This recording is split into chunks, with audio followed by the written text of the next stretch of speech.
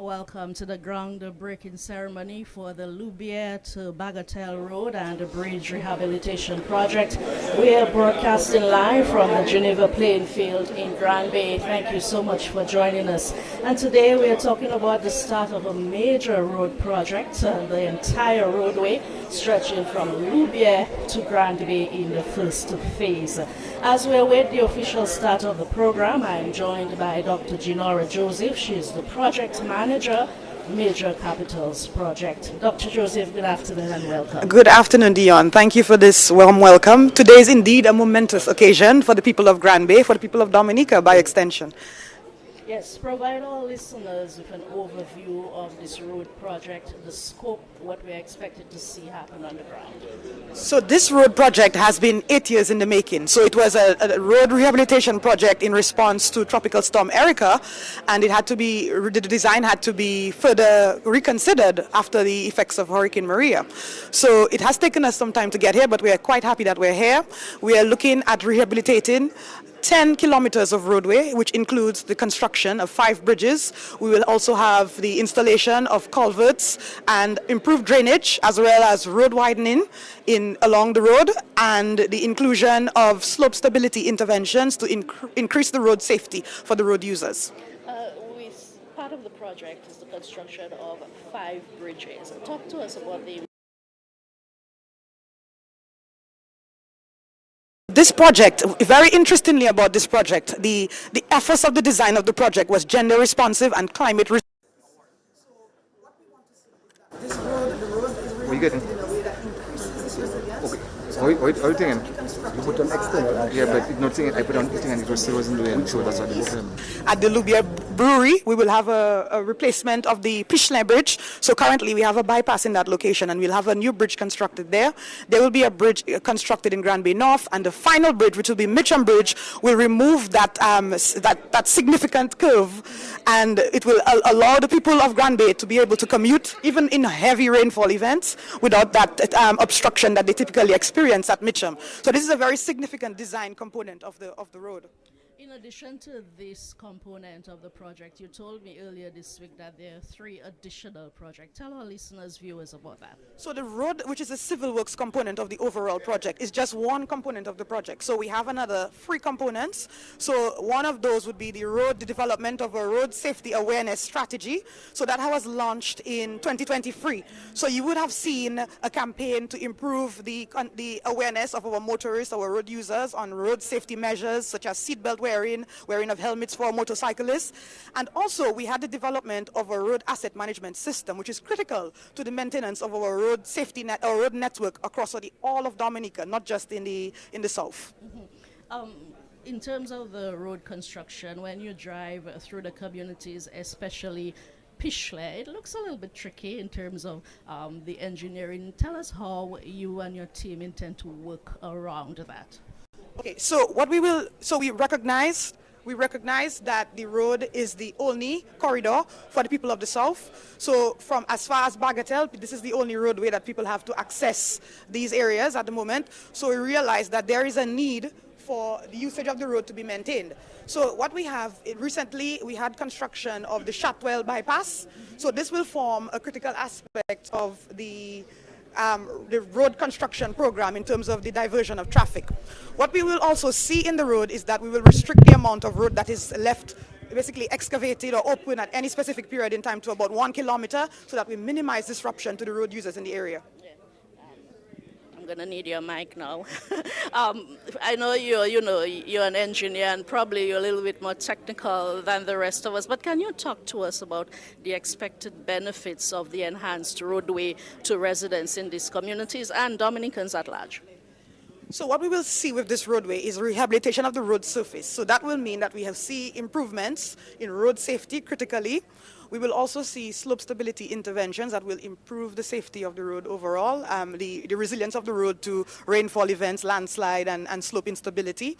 We will also see that because we have some areas where we have realignment of the roadway, and that will improve the journey time for communities of the south. So overall, the road users will have a better experience. And what I must say is that we have had aspects of inclusivity included in this road. So in the communities, we will see sidewalks, and those sidewalks will be capable of having ramps for people people with disabilities to be able to access the sidewalk. So a lot of things have been considered in the design of the road, and we look forward to its implementation.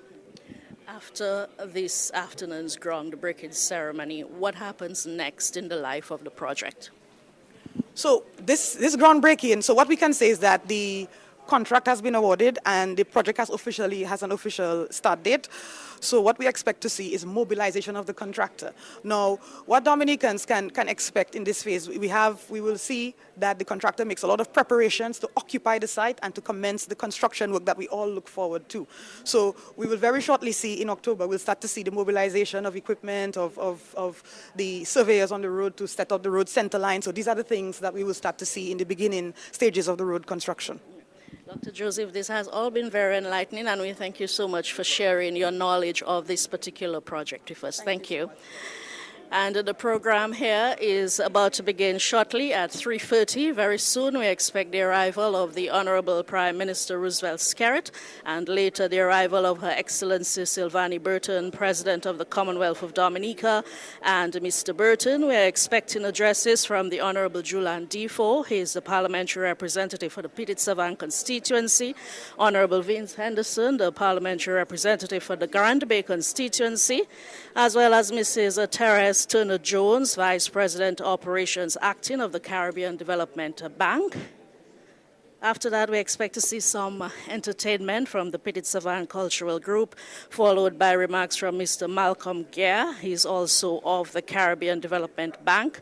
Honorable Fidel Grant, the Minister for Public Works, Public Utilities, and the Digital Economy, as well as a performance from the Tradibel Cultural Group. And then, of course, we'll hear from the Honorable Prime Minister Roosevelt Skerrit, followed by the official turning of the soil to signal the start of this important project.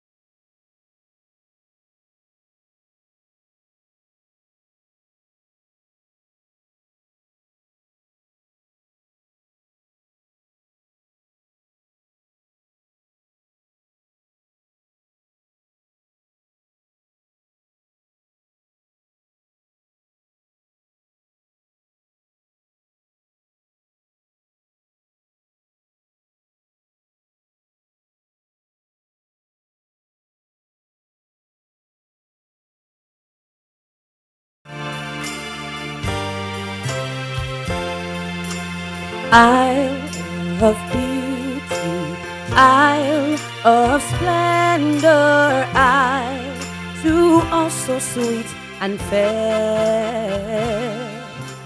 All must surely gaze in wonder at thy gifts so rich and rare. Rivers, valleys, hills and mountains, all these gifts we do extol. Healthy land, so like all fountains, giving cheer that warms the soul. Dominica, God has blessed thee with a clime benign and bright, pastures green and floors of beauty, filling all with pure delight, and a people strong and healthy, full of godly reverence fair. May we ever seek to praise thee for these gifts so rich and rare. Come ye forward, sons and daughters of this gem beyond compare. Strive for honor, sons and daughters, do the right, be firm, be fair. Toil with hearts and hands and voices, we must prosper.